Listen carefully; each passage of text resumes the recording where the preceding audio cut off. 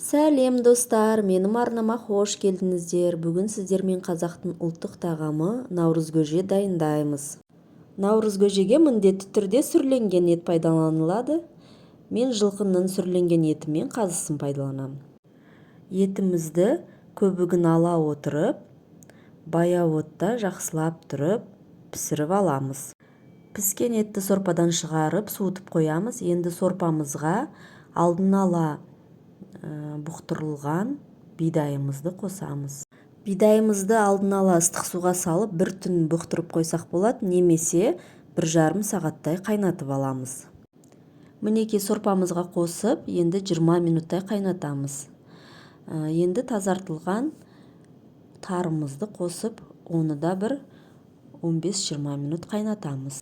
Негізі наурыз көже 7 түрлі ингредиенттен құралады, бірақ тақсанын сақтай отырып, тағы да күріш, жарма, жүгері, маш сияқты басқа да дәнді дақылдар қоссаңыздар болады.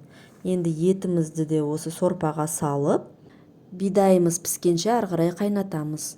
Наурыз көже сіздер жақта салқындай ұсынылатын болса, онда бірден осы көженің үстіне кеспесін және айранын немесе құртын салып алса болады.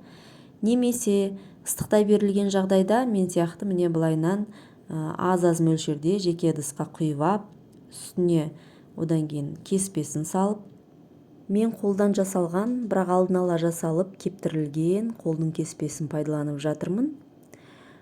Сіздер магазиннің немесе өзіңіздің қолдан жасалған кеспелеріңізді пайдалансаңыздар болады. Мінекей кеспеміз піскеннен кейін құртымызды салып, айран немесе құрт саламыз. Мен міне құрт салып жатырмын.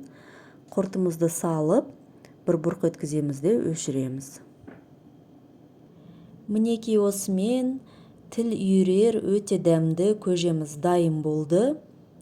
Достар, менің видеомды соңына дейін қарасаңыздар, менің арнама тіркеліп, лайк басып, комментарий жазып, және де менің алдағы видеоларымды жіберіп алмас үшін қоңырау шала белгісін баса жүріңіздер.